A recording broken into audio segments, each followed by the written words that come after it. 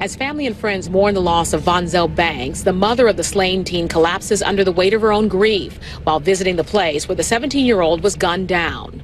And his spirit will live on with us forever. It will do that. He was a very intelligent, nice young man. Yeah, ladies and gentlemen, we touched on this certainly on Tuesday, the horrific violence in Chicago over the holiday weekend. Joining us now is Pastor Aubrey Shines, Chicago native, founder of Glory Ministries, and it's glorytoglory.org. Pastor, welcome, sir. Oh, thanks, and good to be with you guys. Yeah, good to see you. I wish Barack Obama would come out and say, if I had a son, he might have looked like Vonzell Banks, or if I had a son, he might have looked like the little boy, I forget his name, I did a whole thing on him the other day, with the 7-year-old who was killed with the bullet. We put his picture up right now with the bullet meant for his father. But that's not who Barack Obama is. No, he's not, and if you're wishing for that, you're going to be waiting probably eternity for that. It still won't happen.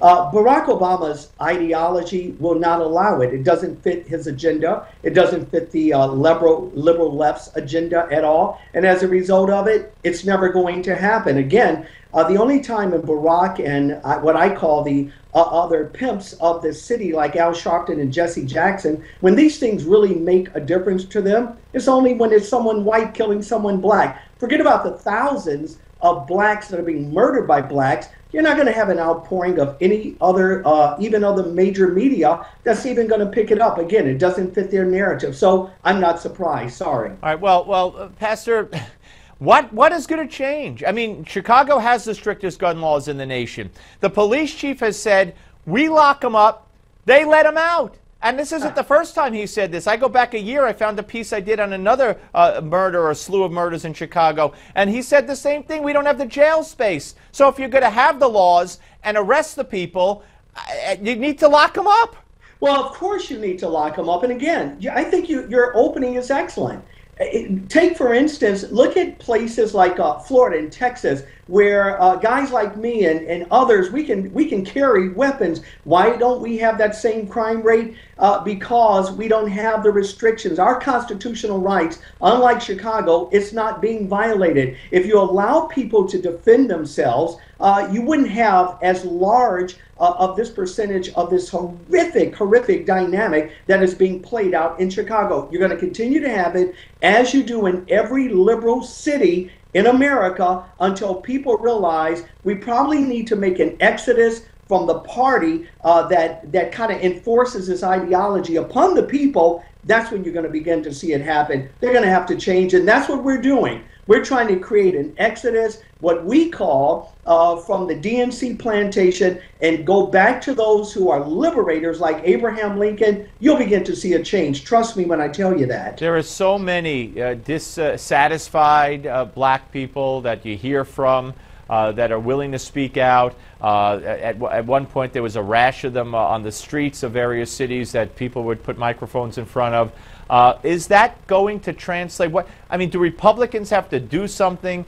Is that going to translate at the polls in the next round of elections? I mean, when does the African American community wake up and say, as you said, you called it a Democratic plantation, when do they realize that, look at city after city after city, maybe well-intentioned programs, but they failed decades ago? Well, of course they're failing. You're talking 50-plus years of trillions of dollars that are being poured into what we call entitlements. Guess what? It doesn't work. It's not going to work. And I'm working with organizations that, and I'm saying to the GOP guys, who several of them I know personally now, I said, look, you guys are going to have to do a better job messaging. Use guys like me that are on the ground. I'm fortunate. I pastor several hundred, 23 different ethnic groups right here in the state of Florida. I'm originally out of Chicago, and I'm trying to get them to have a mass exodus off of that plantation to realize that the liberal policies of the left, they're not cutting it. It has never cut it. It's never going to work. And I think they're finally getting the clue. Well, it certainly would be nice. How do you think Donald Trump helps or hurts the situation? How does he resonate with the people who are looking for change? I think he does resonate. And again, I can't not just include him without including guys like Rick Perry, for instance. Again, I'm not saying he's my no. Yeah, I understand. You know, but I like what Rick is saying. And if you look at his record, look at Texas, look at the level of high school graduates. By the way, number one, I'm not from Texas, but I can't ignore the facts. No, that's very important. Absolutely. It's working. It's working. Yeah, and he stressed that when he was here not too long ago. He was very proud of that fact and did talk a great deal about it. Pastor, great talking to you, sir. Hope you'll come back. Hey, I look forward to it. Thank you. Pastor Aubrey Shines. Check out glorytoglory.org. All right, folks, up next, we're going to take a look at some more of Hillary's interview and was she telling the truth during that CNN interview. Give Me 5 is next. Don't go away.